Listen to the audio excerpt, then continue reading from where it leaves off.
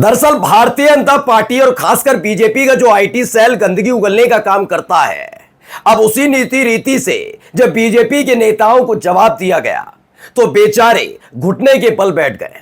अब उन्हें एहसास हो रहा होगा कि हाय, बीजेपी का ये आईटी सेल कितनी गंदगी उगलता है और जिनके खिलाफ उगलता है उनके ऊपर, उनके परिवार के ऊपर क्या गुजरती होगी। ये ताजा मसला किसी और का नहीं बल्कि उत्तर प्रदेश के डिप्टी सीएम ब्रजेश पाठक से जुड़ा हुआ है।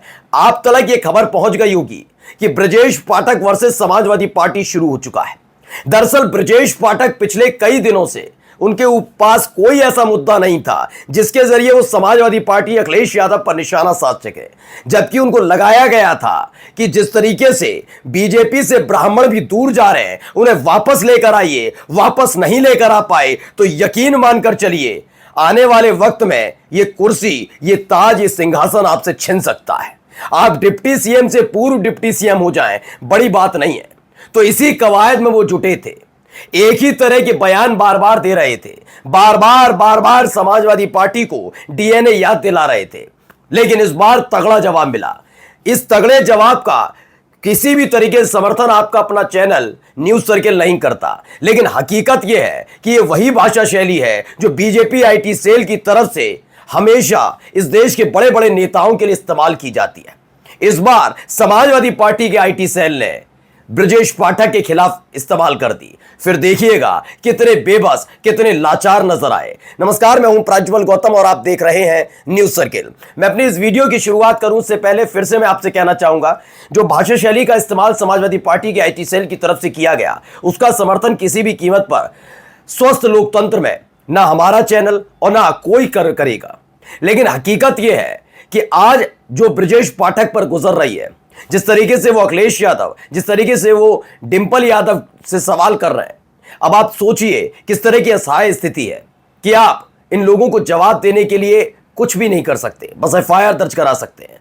और इन सब के बीच कितने ऐसे नेता हैं, उनके परिवार, उनकी बेटियों के लिए, उनकी मां, उनकी बहनों के लिए ये बीजेपी का आईटी सेल गंदगी उगलता रहा है। सोचिए उन पर क्या बीती होगी। मैं ये बात क्यों कह रहा हूं अभी आगे जाकर आपको बताऊंगा, लेकिन सबसे पहले मैं एक पूरा का पूरा ट्वीट दिखाने जा रहा हूं। समाजवादी पार्टी का ये ट्वीट है।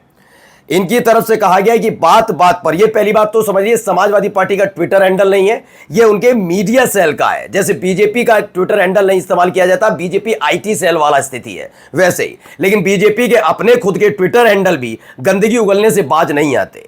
खैर, यहां पर समाजवादी पार्टी का आईटी सेल आता है। वो लिखते हैं, बात बात पर सपा के डीएनए पर बयानबाजी करने वाले ब्रजेश पाठक जी अपना डीएनए अवश्य चेक करवाएं और उसकी रिपोर्ट सोशल मीडिया पर जरूर डालें, जिससे उनका असली डीएनए तो पता चले। आगे जो लाइन लिखी है वो लाइन आप पढ़ सकते हैं, लेकिन उसको हम बिल्कुल भी समर्थन नहीं करते और ऐसी शब्दावली का हम विरोध करते हैं, क्योंकि आपकी लड़ाई, आपका मतभेद किसी एक नेता से, उसकी पार्टी से या उसकी विचारधारा से हो सकता है। इसमें यह नहीं होना चाहिए कि किसी के परिवार तक पहुंचा जाए। लेकिन समाजवादी पार्टी के आईटी सेल ने वही किया जो लंबे अरसे से बीजेपी का आईटी सेल करता आ रहा है। इसमें जो लिखा उसमें वो लाइन हम नहीं पढ़ेंगे। उन्हें खुद नहीं पता कि उनका असली डीएनए क्या है, कहां का है और किसका है, इसलिए कुंठाग्रस्त होकर वे सबके डीएनए पर सवाल उठाते हैं। दरअसल पाठक जी इतनी पार्टियां बदल चुके हैं और इतने डीएनए से युक्त हो चुके हैं कि भ्रमित है। ये जैसे ही बयान निकल कर आया, जैसे ये ट्वीट निकल कर आया, ब्रजेश पाठक जी आहत हो गए। क्यों आहत हुए मैं समझा देता हूं। दरअसल ब्रजेश पाठक के सामने एक जिम्मेदारी थी कि कैसे भी करके जो हरिशंकर तिवारी, इनके साथ साथ उनके बेटे के खिलाफ की गई कार्रवाई और उसके अलावा जो ठाकुर वर्सेस ब्राह्मण वाला ये सारा का सारा चीजें शुरू हुई, जिसमें योगी आदित्यनाथ पर कई बार आरोप लगा, वो सारी चीजें उसके जरिए ब्राह्मणों को वापस लेकर आए। क्योंकि हाल ही में आपने देखा क्षत्रिय समाज का एक बड़ा कार्यक्रम किया गया, उससे पहले राजभर समाज का किया गया और ब्राह्मणों ने भी आगे आकर सीधे सीधे समाजवादी पार्टी को अपना समर्थन दे दिया। बीजेपी इस बात को सोचकर बेचैन है कि योगी आदित्यनाथ 2027 में मुख्यमंत्री रहे ना रहे, लेकिन बीजेपी को सत्ता में रहना है। इसके लिए ब्राह्मणों का साथ होना बहुत जरूरी है। इसीलिए ब्रजेश पाठक को लगाया गया, जैसे एक वक्त में दिनेश शर्मा को लगाया गया था, लेकिन दिनेश शर्मा जब इसमें पूरी तरीके से कारगर साबित नहीं हो पाए तो आखिरकार ब्रजेश पाठक को लगाया गया। माना जा रहा है ब्रजेश पाठक इसमें कामयाब होते हुए नजर नहीं आ रहे हैं और यही एक वजह है वो तमाम तरह के ट्वीट कर रहे हैं। उनके कुछ बयान है, उस बयान को मैं जरा आपको दिखा देता हूं। देखिए, एक नहीं दो नहीं, अलग अलग जो उन्होंने लिखा बोला है उसका। एक सुल्तानपुर की खबर पर आज तक ने छापा, सुल्तानपुर एनकाउंटर, गुंडागर्दी तो सपा के डीएनए में। अखिलेश के सवालों पर ब्रजेश पाठक का पलटवार। देखते जाइए, समाजवादी पार्टी के डीएनए में केवल अराजकता और दंगा फसाद है। ब्रजेश पाठक, इनके पास यही बचा हुआ है, केवल डीएनए बोलो, डीएनए बोलो, डीएनए बोलो, डीएनए बोलो। एनवीटी महाकुंभ के राजनीतिकरण पर बीजेपी सपा में जंग। ब्रजेश पाठक ने अखिलेश पर हमला करते हुए कहा कि सपा के डीएनए में तुष्टीकरण। दैनिक भास्कर गाजियाबाद में ब्रजेश पाठक बोले, सपा के डीएनए में गुंडाई, कोलकाता के दरिंदों को ऐसी सजा मिलेगी कि रूह कांप जाएगी। सपा के डीएनए में है गुंडाई। कन्नौज मामले पर बोले यूपी के deputy CM Brajesh Pathak. Deputy CM Brajesh Pathak ने सपा के डीएनए पर उठाया सवाल, बोले सत्ता के संरक्षण में जनता को लूटने का काम किया। दरअसल ये सोचिए, ये कौन सी पार्टी है और किस पार्टी से ताल्लुक रखने वाले नेता हैं। इनके पास शब्द नहीं है कि कैसे अपने प्रतिद्वंदियों को जवाब दिया जाता है। ये रटे रटाए बयान बोलते हैं। असहज स्थिति में इसलिए है क्योंकि वहां से अल्टीमेटम मिल चुका है। यहां इनकी बात ब्राह्मण समाज सुन नहीं रहा कि किस तरह के हालात पैदा हो गए। बार बार एक ही बात को दोहरा रहे थे, उसके एवज में समाजवादी पार्टी के आईटी सेल ने इनकी क्लास लगा दी। मैं फिर कहता हूं पूरी जिम्मेदारी से, न्यूज सर्किल समाजवादी पार्टी के आईटी सेल की तरफ से लिखी गई 2 लाइनों पर पूरी तरह से आपत्ति जताता है, जो सीधे सीधे उनके परिवार पर ओछी टिप्पणी की गई। लेकिन फिर मैं इस बात को दोहरा दूं, ये ऐसी ही लाइनों का इस्तेमाल राहुल गांधी, सोनिया गांधी, प्रियंका गांधी, उनके बच्चों के लिए की गई। याद करिएगा, कुछ ऐसी ही भाषा शैली का इस्तेमाल इस देश के विदेश सचिव की बिटिया रानी के लिए किया जा रहा था। तब ये सारे चुप्पी की चादर ओढ़कर बैठे थे, कोई बोल नहीं रहा था। आप तो डिप्टी सीएम है महोदय, आप तो पुलिस के पास जाएंगे, पुलिस आपकी सुनेगी। और देखिए, सुनी भी गई।